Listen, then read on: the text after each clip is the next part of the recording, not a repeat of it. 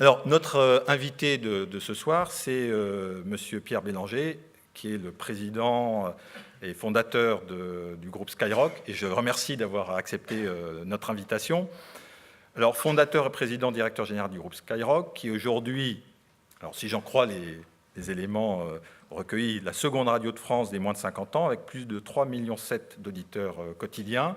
Sur Internet et mobile, le réseau des sites, services et applications de Skyrock accueille plus d'1 million de visiteurs quotidiens. Et vous, qu'on dit un des pionniers des radios libres, vous avez développé avec succès plusieurs entreprises de radio, de télévision et de services en ligne. Alors, ceux qui sont en face de moi pourraient dire pourquoi a-t-on invité le président de Skyrock, dont on ne peut pas penser spontanément à faire un lien direct avec les questions de défense et de sécurité nationale.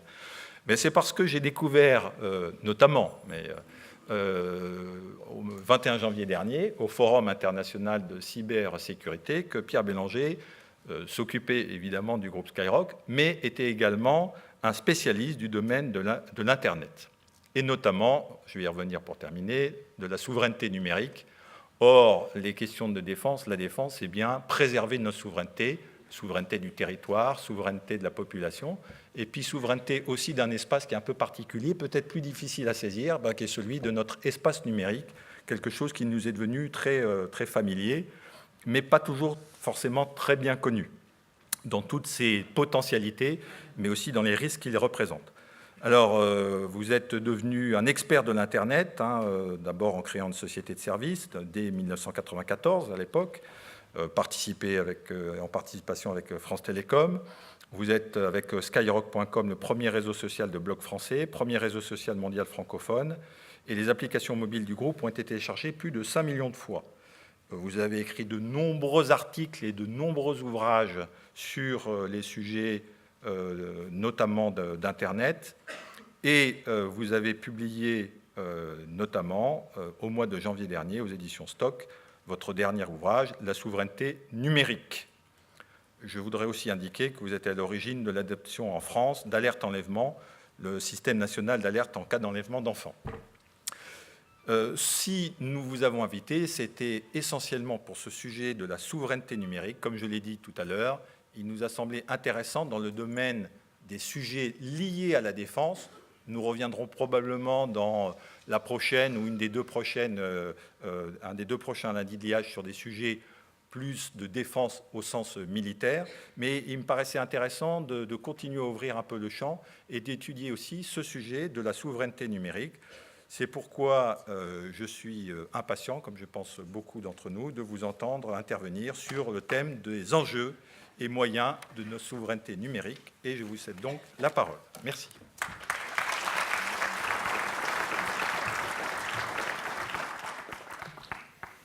Merci, Général, de votre invitation. Bonsoir à tous. C'est un honneur d'être devant vous ce soir et en ce lieu. Je viens vous parler de souveraineté numérique, c'est-à-dire de la maîtrise de notre destin sur les réseaux informatiques. Nous vivons, sans vraiment le savoir, une situation d'une exceptionnelle gravité. Les maladies les plus dangereuses sont celles qui ne tourmentent que lorsqu'il est trop tard. Nous en sommes là. Ici est le lieu de la réflexion et du partage sur les questions de défense nationale. Il me faut donc tenter de parler à la hauteur de cette exigence. Des radios libres de jadis qui m'ont fait courir sur les toits de Paris jusqu'à cet amphithéâtre Foch, l'engagement est le même, c'est le combat pour la liberté. L'équation est simple. La garantie de la liberté, c'est le droit. La garantie du droit, c'est la souveraineté. Qui s'intéresse à la souveraineté numérique comprend vite que ce pays est atteint au cœur, asservi et saigné comme un animal. Vient alors en mémoire la somme des courages de nos aînés pour nous donner ce pays libre. Voici que c'est maintenant à notre tour. Maîtriser notre destin sur les réseaux informatiques, c'est un univers complexe. Comment trouver un guide simple à notre action? Il nous faut une boussole. Elle nous est donnée en 3 mots qui résonnent en ce lieu, ne pas subir. Devise du grand soldat Jean Delattre de Tassigny. Ce sera notre cap. Ne pas subir une volonté autre que la nôtre dans le cyberespace. Affirmer notre République sur les réseaux. Pour commencer, prenons la mesure du changement en cours. La performance des systèmes informatiques double tous les ans à prix égal. C'est une progression à facteur multiplicatif constant, dont les effets ne cessent par conséquent de s'accélérer.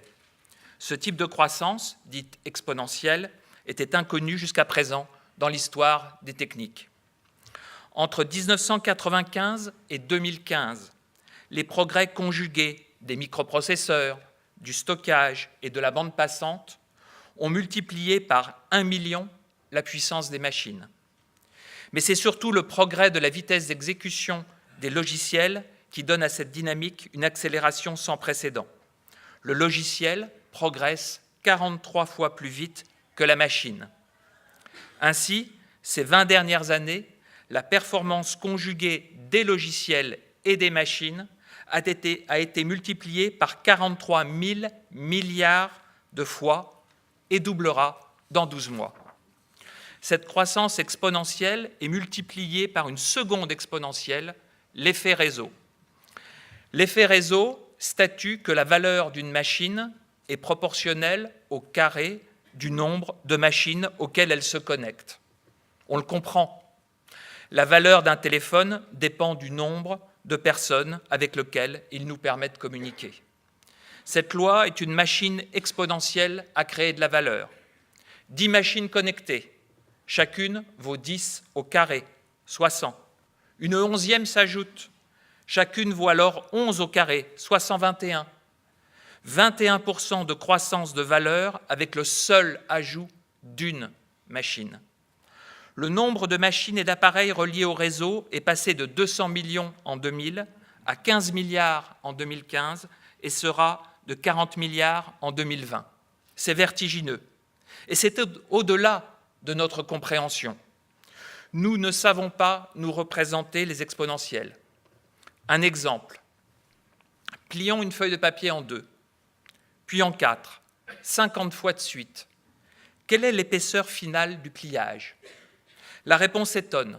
114 millions de kilomètres, soit les 3/4 de la distance de la Terre au Soleil. Quel est l'effet de cette accélération sur la société ? Les efforts, les projets, les investissements recherchent le meilleur rendement, c'est-à-dire la croissance de valeur la plus rapide. C'est ce que leur donne l'effet réseau. L'effet réseau reconfigure la société. Les machines informatiques se lient en réseau. Les réseaux de machines se lient en réseau. C'est l'Internet. Les documents se lient en réseau. C'est le web. Les personnes se lient en réseau. Ce sont les réseaux sociaux. Et maintenant, les objets se connectent à leur tour. Le réseau des réseaux informatiques, Internet, chaque jour plus productif, efficace et rapide, devient le grand concentrateur de valeur. Il capte ainsi la valeur de la société, de toutes les industries, de tous les services, car il les remplace par une meilleure productivité, un meilleur rendement et surtout un meilleur service. L'effet réseau s'applique aussi à l'humanité. 3 milliards de connectés, déjà 40% de la planète, et 5 milliards prévus en 2020. Jamais autant d'individus dans le monde n'ont eu autant de possibilités, de choix, d'informations et d'échanges. Jamais il n'y eut une telle puissance informatique disponible pour chacun et en réseau. Notre émancipation est égale au carré de toutes les émancipations auxquelles elle se connecte. L'humain est un devenir constant. L'amélioration de chaque connecté accroît notre propre valeur et celle de tous les autres. Ainsi, l'humanité peut faire un saut évolutif sans précédent avec le réseau, ce qui nous changera tous intimement et collectivement. Oui, le réseau est notre chance.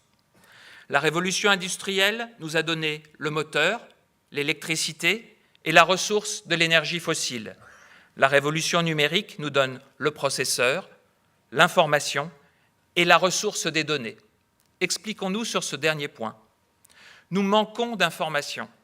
Cette carence paraîtra folle dans le futur. Comment faisait-il ? Comment faisons-nous pour remédier à l'incertitude ? Une réponse principale, le gaspillage. C'est l'exemple de l'escalator, fonctionnant en permanence jusqu'à ce que, muni d'une cellule photoélectrique, il ne se déclenche qu'à l'arrivée d'un utilisateur. Notre société entière a fonctionné comme cet escalier mécanique tournant à vide. Puisqu'on n'estime pas les besoins alimentaires et que l'on n'a pas d'informations sur chaque étape de la distribution, la moitié de la nourriture est perdue entre la fourche et la fourchette. Un tiers de l'essence consommée est gâchée en recherche de place pour se garer, et donc par l'absence d'échange d'informations entre les véhicules circulants et les emplacements libres. La France dépense plus de 30 milliards d'euros par an en pétrole pour l'automobile. L'information dynamique sur le stationnement vaut donc 10 milliards d'euros, 11% du déficit du budget de l'État. La dilapidation des vies humaines, elle, est sans coût. Selon certaines études, sur les seuls patients hospitalisés, l'emploi des données permettrait de réduire la mortalité de 20%. En ce siècle, on change de modèle. On résout l'incertitude, non plus par le gaspillage, mais par l'information. Le gain de productivité et de ressources à tous les niveaux est immense. Chaque État, chaque collectivité, chaque entreprise, chaque individu peut faire mieux et plus avec moins grâce à plus de données. Pour la France, si ce gaspillage généralisé équivaut à 10% de notre économie, cela représente environ 200 milliards par an. C'est une estimation basse de la valeur de nos données. La grande optimisation par les données va permettre d'allouer cette richesse perdue et stérile en gains de croissance, de qualité de vie, d'environnement et de bien-être collectif. Nous connaissons les 4 dimensions, la largeur, la longueur, la hauteur et le temps. Voici la nouvelle dimension supplémentaire, l'information. L'environnement muet et inerte d'aujourd'hui va être métamorphosé. Pour l'imaginer, remplacer les étiquettes et les inscriptions imprimées sur tout ce qui nous entoure par des capteurs intelligents, émetteurs et récepteurs en échange constant et se réajustant mutuellement en permanence. Ce qui les relie tous, c'est le réseau. Le réseau est la prochaine étape du progrès humain. C'est la clé de la réponse aux défis sociaux, économiques et écologiques auxquels nous faisons face. Nos sociétés s'épuisent dans une impasse. Voici une révolution d'une magnitude incommensurable. Voici la sortie de notre crise sans fin. Le réseau est notre chance. Il n'y aura que le réseau et tout est le réseau. Ce qui est connecté a une chance de croître, ce qui est déconnecté disparaît. Voici donc le réseau dans sa majesté mutante. Mais quelle est la stratégie au cœur de sa propre évolution? Au sein même du réseau, la valeur migre vers le rendement maximal. Nous l'avons vu, c'est celui du logiciel, la première industrie du numérique. Et cette industrie est dominée par une nouvelle catégorie d'entreprises, le réseau de logiciels ou réseaugiciel.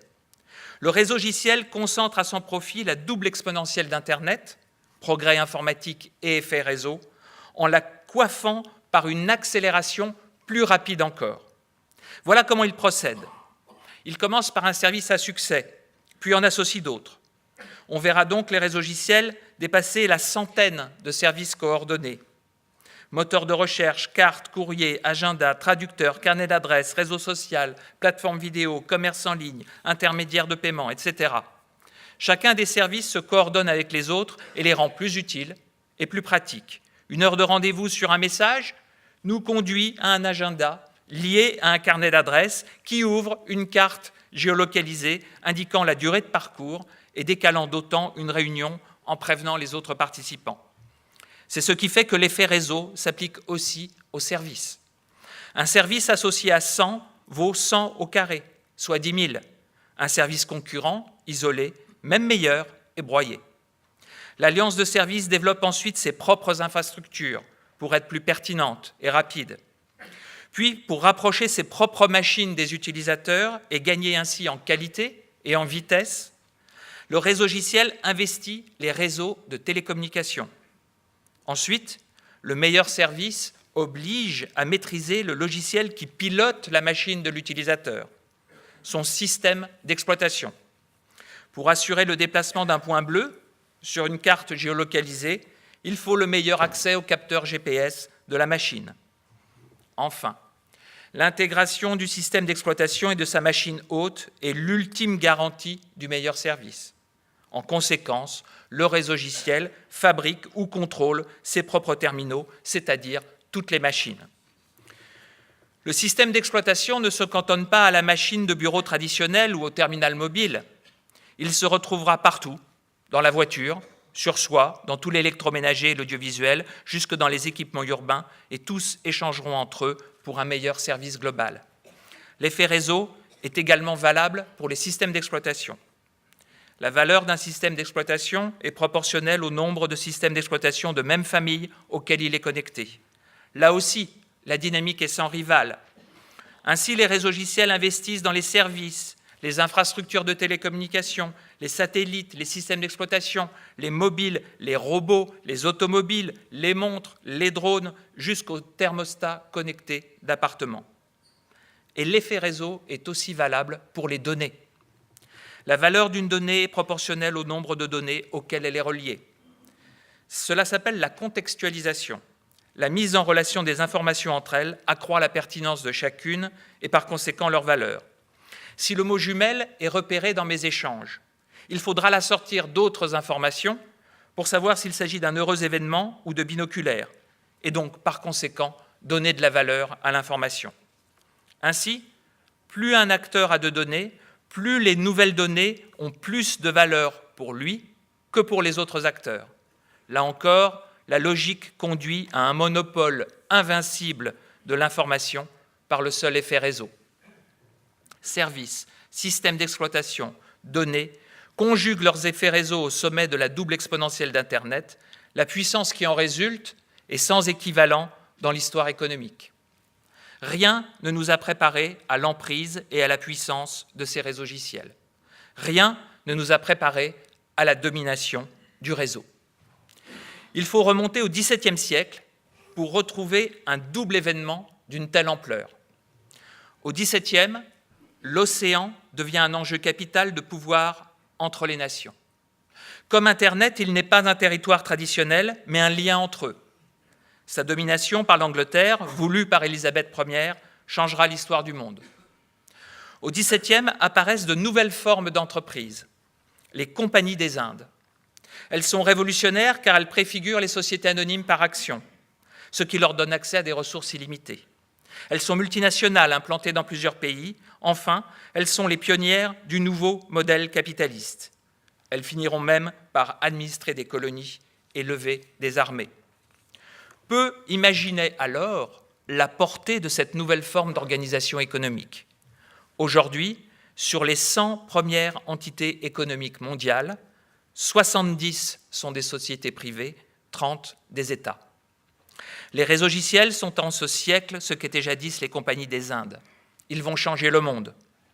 Les compagnies étaient des créatures hybrides, tout à la fois privées, mais profondément intégrées à leurs États respectifs. Cette symbiose, cette logique sont celles qui unissent aujourd'hui les réseaux-logiciels et leur état d'origine. Et au premier chef, les réseaux-logiciels américains, puisque de surcroît, l'Internet, d'initiative américaine, est sous contrôle du State Department of Commerce. Ce dernier ne fait que déléguer la gestion du protocole, des noms de domaine et des serveurs racines, ceux-là même qui déterminent toutes les adresses des machines connectées. L'Internet est aujourd'hui une extension informatique des États-Unis sous leur domination absolue. La loi régit le comportement dans le monde physique, le code dans le monde immatériel détermine l'existence même. Cette symbiose implique tout l'appareil d'État, y compris ses services de renseignement. Lorsque je publiais cela pour la première fois en 2011, ce rapprochement parut exagéré.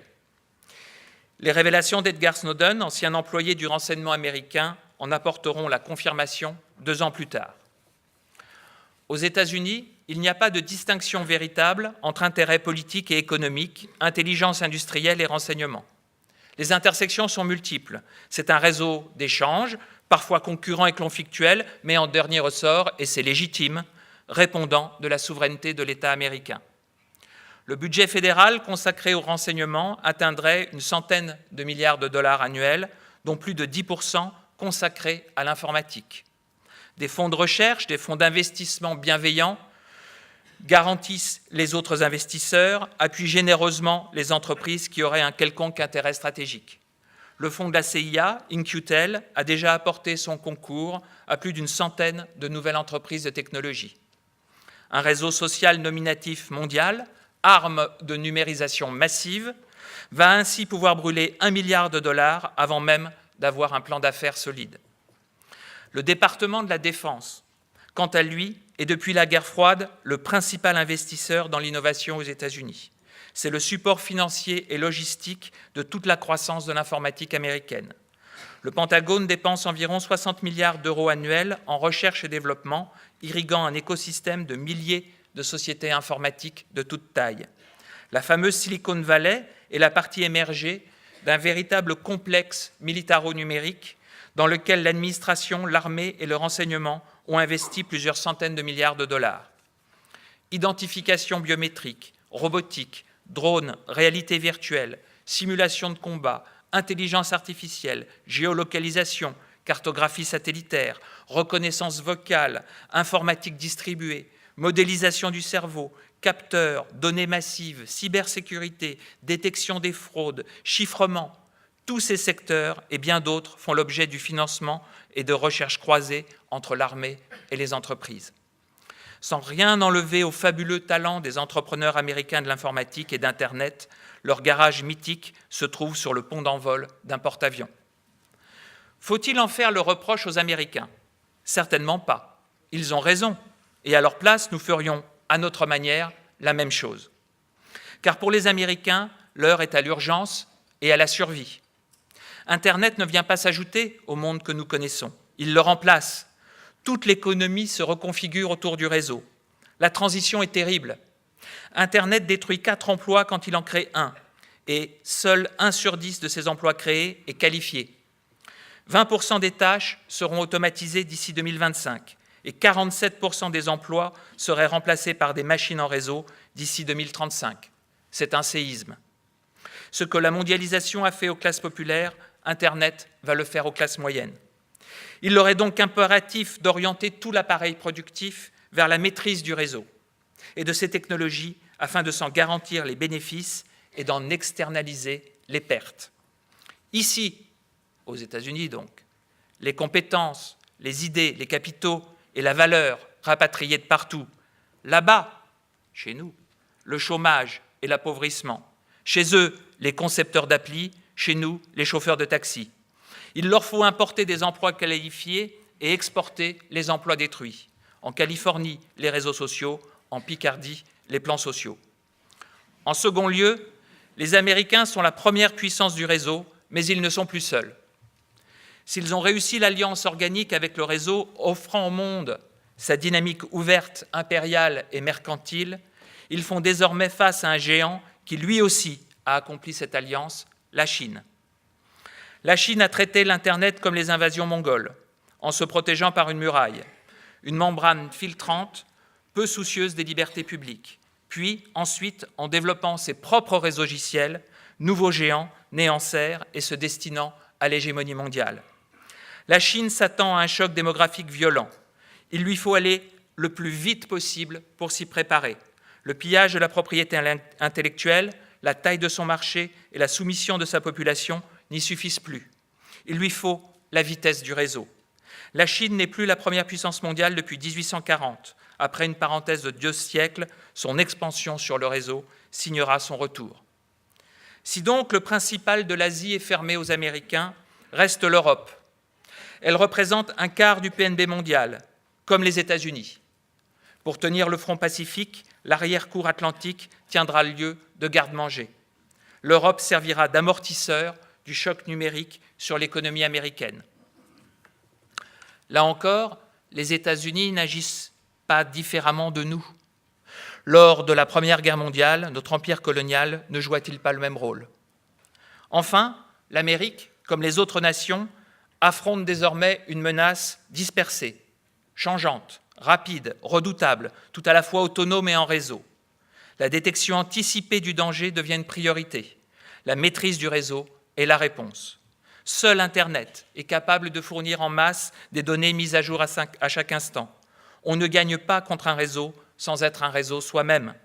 Seul le réseau donne une nouvelle capacité d'action inimaginable auparavant. le réseau devient une priorité de sécurité nationale. Les réseaugissiels américains, quelle que soit leur protestation de façade, intègrent cette démarche. La défense du pays, le souci des siens, la rivalité chinoise et la menace terroriste font que la souveraineté est un impératif naturel. La législation du Patriot Act en est la matérialisation juridique. Parallèlement, les réseaugissiels montent en puissance. Ils en viennent à garantir l'identité. Certains loueurs de voitures américains vérifient le profil de réseau social, jugé plus fiable que des papiers aisément contrefaits. Les plateformes de commerce en ligne prélèvent une commission sur chaque transaction, comme un impôt. Certaines alliances de services, d'ailleurs, testent leurs propres monnaies électroniques, appuyées sur des trésoreries souvent supérieures à celles de nombreux pays. Ces services disposent enfin de leur propre loi, appelée conditions générales d'utilisation. L'éviction d'une plateforme, le passage en seconde page d'un classement ou la radiation d'un réseau social sont l'équivalent numérique de l'extradition, de la saisie des biens, de la prison ou de la peine de mort. Identité, impôts, monnaie, loi, prison et peine de mort, voilà des prérogatives de l'État reprises par le réseau. D'ailleurs, avec 65 milliards de dollars de chiffre d'affaires, un réseaugissiel comme Amazon a un revenu supérieur au PNB de la moitié des pays du monde. En fait, c'est la prochaine étape. Les réseaux deviennent des États. L'État américain et ses réseaugissiels devenus États formeront ainsi un nouvel État fédéral, multidimensionnel, physique et immatériel. Il y avait déjà 50 États, attendez-vous à ce qu'il y en ait demain quelques-uns de plus. Et les autres pays? La stratégie d'alliance ouverte État-réseau n'est pas suivie que par les États-Unis. La Corée du Sud et Israël la partagent à leur façon avec d'exceptionnels succès. La stratégie d'alliance fermée État-réseau incarnée par la Chine est aujourd'hui celle de la Russie, mais sans, à ce jour, la ressource d'une dynamique impériale. Le reste du monde, le tiers Internet, n'a pas réalisé l'alliance entre le réseau et l'État. Le Sud-Est asiatique, le Japon, l'Australie, le Canada, l'Inde, l'Orient, l'Afrique, l'Amérique latine et l'Europe sont à la traîne. Des entreprises d'exception y réussissent pourtant, malgré les handicaps, mais leur vulnérabilité est grande, tant elles dépendent des réseaugissiels. Voilà la réalité de notre situation. Nous ne l'avons pas jusqu'à présent compris et par conséquent nos efforts ont été mal orientés. Tandis que les réseaugissiels devenaient des puissances soutenues par leurs États, nous avons accepté la mythologie dépassée de la start-up, petite boîte prometteuse. Et donc, alors que la 6e flotte se met en mouvement, nous nous extasions en organisant des concours de dériveurs. C'est une caricature, mais malheureusement pas si éloignée de notre politique industrielle. En second lieu, alors que les réseaugissiels sont les moteurs de la valeur, nos investissements publics vont prioritairement aux infrastructures. La fibre sera partout, c'est bien, mais à condition que les services qui y transitent soient aussi nôtres et restituent une part de la valeur provenant de cette innervation du territoire. À moins d'avoir des accords avec les îles Caïmans, ce ne sera pas le cas. Ces initiatives en décalage ne nous éviteront pas le futur le plus sombre. Voici ce qui nous attend. Et là, je prends un peu d'eau. C'est dur. La productivité du réel français et européen n'est plus concurrentielle par rapport à l'ultra-compétitivité immatérielle des réseaux américains. En conséquence, le réseau remplace le réel. L'ensemble de la société, son économie, ses ressources, ses emplois et ses données migrent sur le réseau. Les réseaugissiels ne sont arrêtés par aucun obstacle. La seule limite est la coalition rivale. Ainsi, leur système d'exploitation se retrouve dans toutes les machines et intelligences disséminées. Ils forment un réseau de myriades de variations du même noyau logiciel présent dans chaque terminaison du réseau, captant, calculant et communiquant sans cesse. Ce réseau périphérique d'intelligence est de fait le système d'exploitation du réseau lui-même. Son rôle est l'équivalent du subconscient. L'essentiel de nos fonctions cérébrales sont sous le radar de notre perception et de notre rationalisation. Notre système nerveux capte et traite sans cesse des informations à notre insu. Le réseau est le nouveau subconscient en action. Et ce subconscient générera un nouveau conscient, à l'échelle d'un pays, nous donnant les moyens et la visibilité de piloter et d'orienter le destin national. C'est le pays conscient. Le réseau sera la prochaine étape de la souveraineté, mais nous ne le comprendrons que trop tard. Quelles en seront les premières conséquences? Demain, tous les objets sont reliés au réseau logiciel et ne se conçoivent plus sans l'interconnexion et les services associés qui fondent leur valeur. Faisons un tour de quelques secteurs. L'automobile. La valeur passe de la voiture au logiciel de la voiture. On change facilement de carrosserie, pas de réseau logiciel. L'industrie automobile, dépendante de la licence du réseau logiciel, la paye de sa marge. C'est ainsi que l'industrie du PC vit ses profits transférés à Microsoft.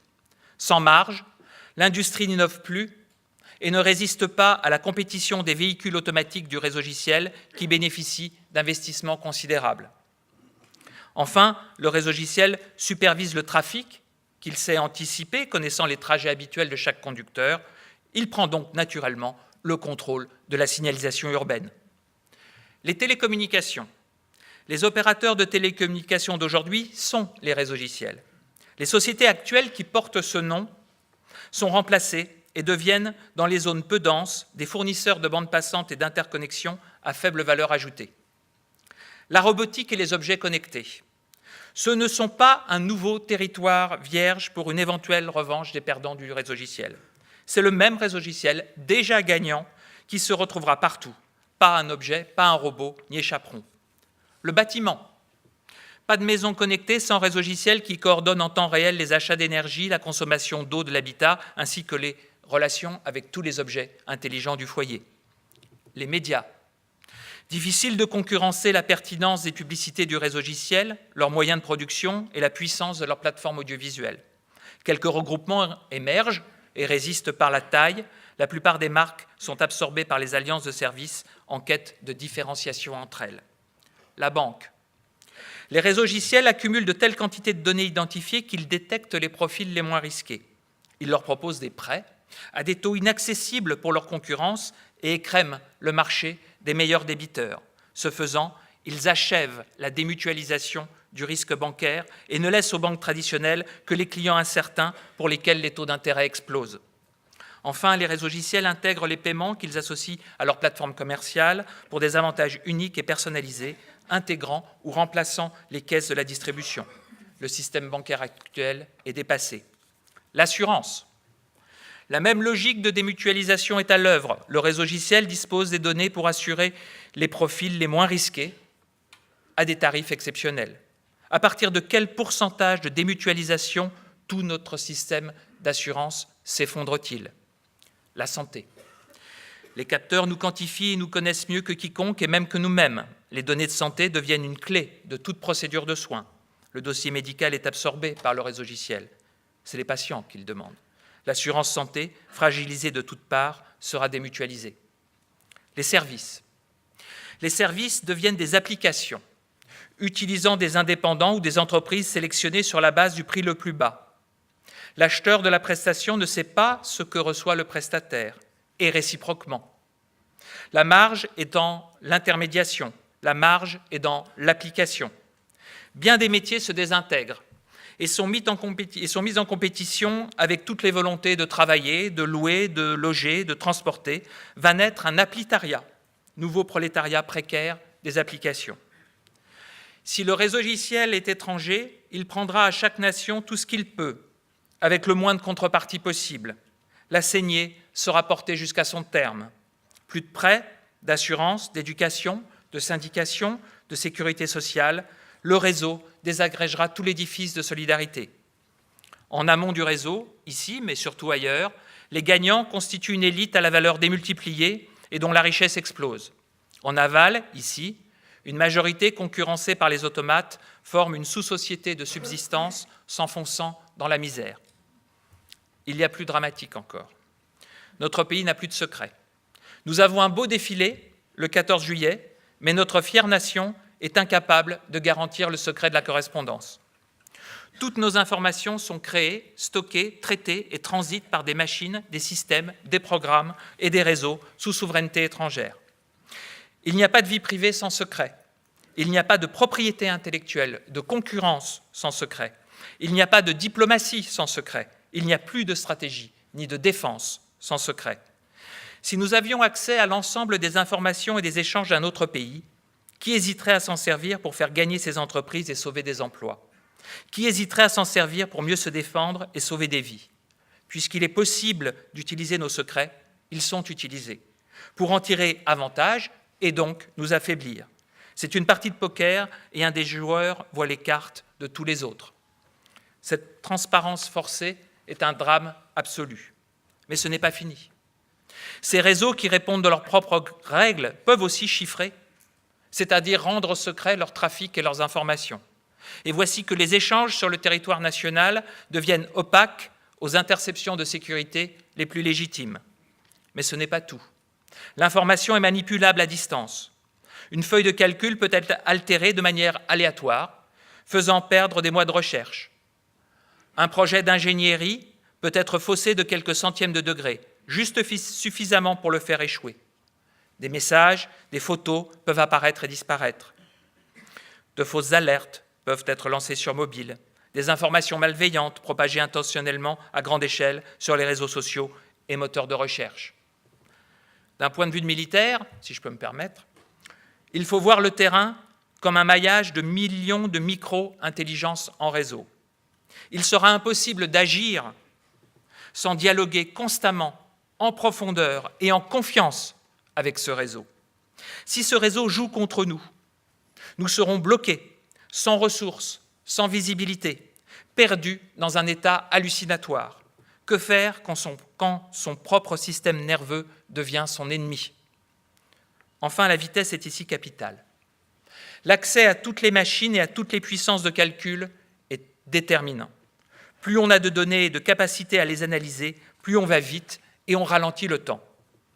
L'œil d'une mouche gère 200 images par seconde, 8 fois plus vite qu'un humain. Lorsqu'il pleut, les gouttes descendent 8 fois moins vite relativement pour une mouche que pour un humain. La mouche se faufile donc entre les gouttes. L'acquisition et la vitesse de traitement des données ralentissent le monde. Seule cette capacité de ralentir le monde par le traitement sera en mesure de compenser l'afflux d'informations au cours d'une action d'envergure et donc de donner les moyens de l'anticipation et de la décision. Sans maîtrise du réseau, l'initiative sera adverse et le brouillard de la bataille ne sera que de notre côté. La population, quant à elle, doit être comprise, grâce au téléphone mobile, comme un réseau dynamique de dizaines de millions de superordinateurs de poche. Ils sont sous le contrôle d'une puissance étrangère et nous ne pourrons échanger avec nos propres citoyens qu'avec son aval. Toute la société peut être désorganisée à partir d'un clavier et d'un écran. Les couloirs aériens, les distributeurs de billets, le réseau électrique, les feux de circulation, l'accès à Internet, les télécommunications, les sites et applis d'information sont des cibles. Des drones peuvent semer la panique et 1000 autres disruptions que nous n'imaginons même pas peuvent être déclenchées de partout par des acteurs mal identifiés, et ce d'autant plus facilement que nous n'avons plus de prise sur nos réseaux. Enfin, les soldats. Chaque soldat aura sur le réseau, comme chacun d'entre nous, un double numérique fait de toutes les informations collectées sur lui. Ce soi immatériel et intime sera otage soudain d'une autre puissance. Cette vulnérabilité, exploitée par des algorithmes de masse, peut désorganiser des unités entières. Dans ce contexte, la confrontation militaire conventionnelle n'est pas le premier coup, mais le coup de grâce. Nous sommes à genoux, mais il faut maintenant se relever. Commençons par la déclaration du président Obama de février 2015. Il dit « Nous avons possédé Internet, nos entreprises l'ont créé, l'ont fait grandir, l'ont perfectionné, de sorte que leur large domination sur le web ne serait qu'un juste retour des choses. » C'est là où il faut être clair et revenir à notre boussole initiale, ne pas subir. Nous n'avons rien contre nos frères américains, alliés des périodes les plus héroïques, grandes démocraties innovantes et pionnières conquérantes de ce monde nouveau. Simplement, nous voulons notre liberté de destin sans avoir à la demander à quiconque, y compris à nos amis. En second lieu, nous ne nous battons pas contre le futur. Nous nous battons pour le choisir. Notre ennemi n'est pas le monde qui arrive, mais notre faiblesse à le faire nôtre. Reconnaissons aussi avec admiration le génie de ces entreprises américaines, les services et produits merveilleux qu'ils proposent et qui changent positivement nos vies. Le fond du débat n'est pas la puissance numérique des États-Unis, mais notre démission sans précédent. Est-il encore temps d'agir? La réponse est oui. Notre ancienne souveraineté est mise en cause par les réseaux qui deviennent des États. Notre nation eut déjà un défi équivalent au Moyen-Âge. Avec l'essor des villes, il fallut redéfinir le royaume, ce que firent les Capétiens. La logique de territorialité, de droit, de citoyenneté et de coopération économique de la ville devint celle du pays entier. Cela guide notre réponse. Nous devons, en tant que nation, intégrer organiquement la dynamique du réseau. Nous devons être le premier État qui devient un réseau. Quelle est la nature de cet État-réseau? La question du territoire est immédiatement posée. Qu'est-ce que le territoire dans un univers immatériel et mondial? Dans le cyberespace, l'État, c'est le système d'exploitation et le territoire, c'est le chiffrement. Bref, la souveraineté, c'est le code. Expliquons-nous. Qui contrôle le réseau des systèmes d'exploitation interconnectés contrôle le réseau global, son accès, ses règles et son usage. Rien ne se fait sans lui. Il est la nouvelle incarnation de l'État. Son code informatique est l'équivalent de la Constitution. Toutes les lois, comme tous les programmes, en dépendent et en proviennent. Pour notre pays, la continuation de la République dans le cyberespace, c'est le système d'exploitation souverain. Nous y reviendrons. Le chiffrement, ensuite. Dans le cyberespace, le territoire immatériel est constitué de l'ensemble des informations générées sur le territoire physique et par les citoyens. La collection de ces données forme une totalité intègre et cohérente. La souveraineté sur cet ensemble est garantie par son chiffrement parce qu'il donne le contrôle de son accès et de son usage. Le chiffrement fait de la collectivité des données un territoire souverain. Le territoire, ce sont les données chiffrées. Et chaque donnée chiffrée est une partie de notre souveraineté. C'est déjà le cas du dollar, qui demeure où qu'il se trouve et quel qu'en soit le détenteur, sous contrôle juridique américain. Ainsi, une nation ne se définit plus seulement par son territoire physique, mais par l'ensemble de ces données chiffrées en circulation sur la planète. Cette extension de souveraineté sur d'autres pays est une définition même de l'empire. Sur Internet, il n'y a plus de nations physiques, mais des empires immatériels en concurrence. Contre la servitude, il y a désormais un devoir d'empire. La souveraineté, c'est le code. Code du système d'exploitation qui fonde l'État et sa constitution. Code du chiffrement des données qui définit le territoire. Nous avons à nouveau un État et un territoire. Les fondamentaux de la souveraineté sont de retour. À partir de là, tout change. Le système d'exploitation souverain est un socle public et positif de toutes les activités numériques. Il n'est ni dictateur, ni prédateur, ni concurrent de l'écosystème de milliers de sociétés de services et d'industries privées qui s'appuieront sur lui. Quant aux données, elles sont collectées et gérées sous notre contrôle démocratique et la valeur issue de leur traitement est réinjectée dans l'économie.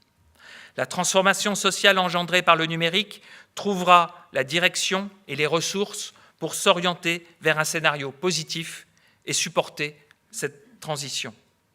La confiance sera retrouvée dans le réseau et ses usages. Enfin, notre sécurité et notre défense retrouveront les bases et les moyens de leur mission, que cela soit dans l'amical rapport de force avec nos alliés ou dans la capacité d'agir contre nos adversaires. Nous ne serons rien si nous ne sommes pas une puissance numérique. Comment devenir une puissance numérique? Un peu d'eau. Je comprends. Voici un plan en 3 points. Tout d'abord, il sera créé un commissariat à la souveraineté numérique. Le gouvernement a déjà pris en compte le numérique par un secrétariat d'État, des politiques d'investissement, des postes cyber dans plusieurs ministères régaliens, ainsi que par le renforcement de la sécurité des systèmes d'information des opérateurs les plus critiques. Mais ces efforts sont entravés par une absence de coordination et par ailleurs, aucune administration n'est en charge spécifiquement de promouvoir la souveraineté numérique. Le commissariat à la souveraineté numérique prend appui sur l'exemple du commissariat à l'énergie atomique créé par l'ordonnance du 18 octobre 1945. Sa mission est de préparer les politiques garantes de notre souveraineté numérique et de suivre leur mise en œuvre. Sous l'autorité du Premier ministre, il est pour le numérique le pendant civil et le partenaire du Secrétariat général de la Défense et de la Sécurité nationale. Il propose en interministériel d'instruire les projets susceptibles de favoriser notre souveraineté numérique. Il est en lien avec la délégation interministérielle à l'intelligence économique et le secrétariat général aux affaires européennes afin d'étudier les textes internationaux susceptibles d'avoir un impact sur notre compétitivité ou notre sécurité numérique. Il pilote enfin la création d'un système d'exploitation souverain et l'élaboration des protocoles souverains de chiffrement des données. En second lieu, le système d'exploitation souverain. Comme on l'a vu, le système d'exploitation souverain, ou CESO, est le cœur de notre République numérique. Ce système d'exploitation est qualifié de souverain en ce qu'il est sur le réseau la continuation de la République, de ses valeurs, de ses droits et de ses devoirs. Ici, la loi et le code informatique ne font qu'un. Il est le structurant de notre transformation en État-réseau. Il n'est pas question de restreindre la présence des réseaux logiciels existants, ni de contraindre le public. Il s'agit d'être meilleur. Meilleur pour les entreprises de services et fabricants de machines qui l'utiliseront, meilleur pour les utilisateurs. Il n'est pas question non plus d'imiter les réseaux logiciels actuels. Leur avance, leur poids, l'appui et les ressources dont ils disposent rendent la partie impossible. Nous n'avons droit qu'au coup d'après. Les réseaux logiciels d'aujourd'hui taxent, précarisent et dévorent les entreprises tierces qu'ils hébergent. Leur logique est celle de l'exclusive et de l'exclusion. Les services essentiels sont leur propriété. Toutes les activités qui ne tombent pas sous leur contrôle sont vassalisées et leurs valeurs transférées. Le réseau logiciel remplace Internet. C'est sa logique. Le système d'exploitation souverain est le coup d'après, car il est l'inverse de cette démarche. C'est ce qui fera son succès. Tout d'abord, c'est une propriété publique. Et c'est un service public. Il n'a aucune vocation à entrer en concurrence avec l'écosystème numérique qui le choisira. Les services qui l'utilisent sont protégés par le droit national, ce qui garantit leur sécurité économique. Et le CESO est garant de la confidentialité des données des utilisateurs, ce qui permet de mutualiser ces données entre les services qui le rejoignent. Ces services pourront par ailleurs se servir de briques logicielles mises en commun et de la capacité de s'intégrer réciproquement en réseau. Ce système coopératif est capital car il est la réponse à l'effet réseau des réseaux logiciels. Tout adhérent au CESO bénéficie de la force de tous les autres et cet effet réseau est mutualisé à l'échelle d'une nation. C'est pour les entreprises numériques, la plupart déjà existantes, l'accès à une dynamique exceptionnelle et massive qui les rend plus compétitives et les valorise pour l'avenir. Un service de cartographie sur le CESO mutualisera ces données et se liera avec un service de réservation d'hôtels, comme avec l'informatique embarquée d'une automobile.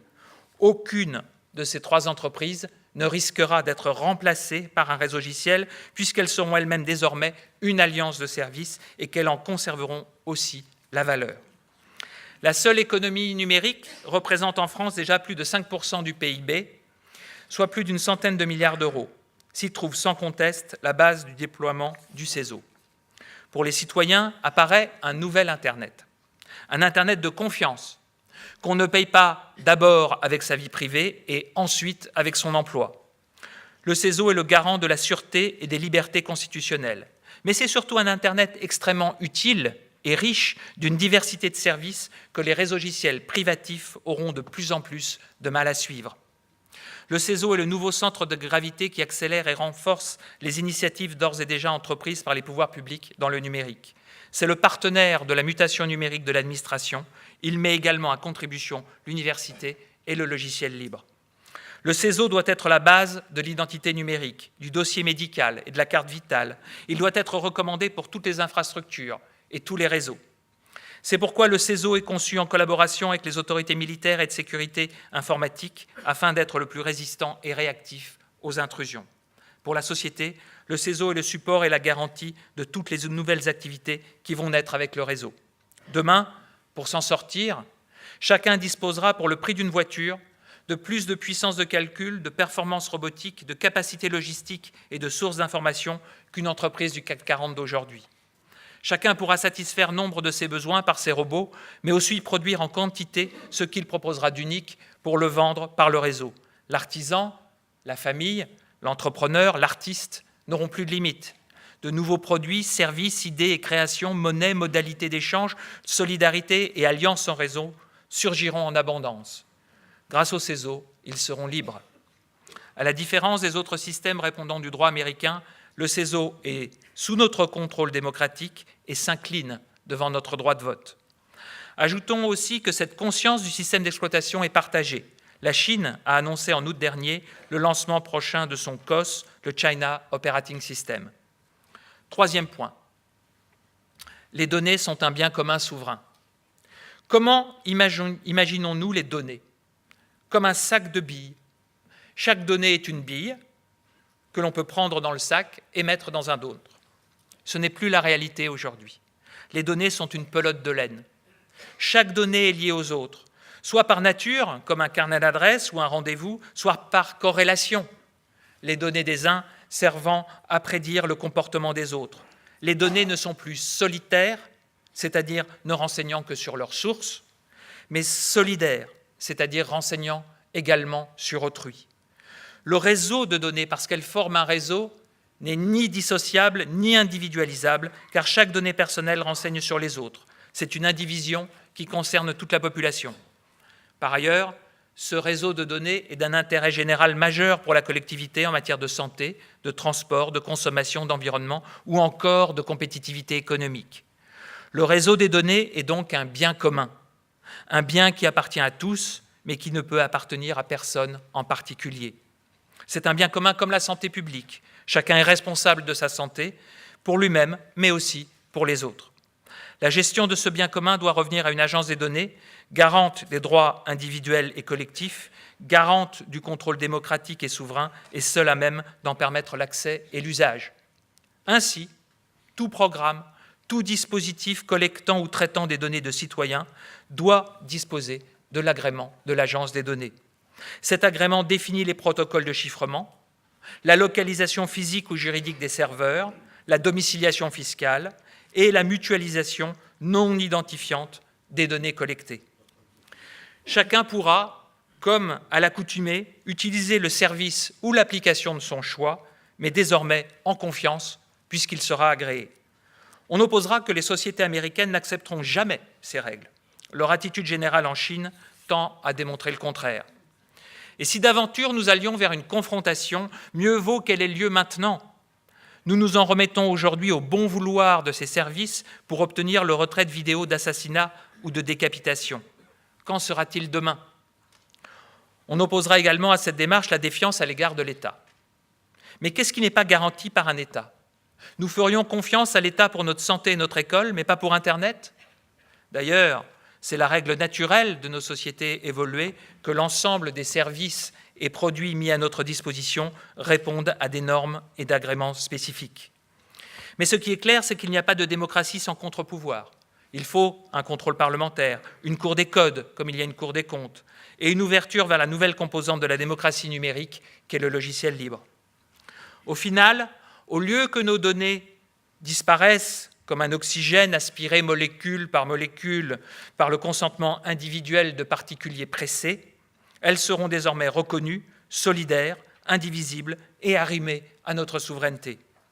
Nous l'avons vu, le chiffrement des données est capital.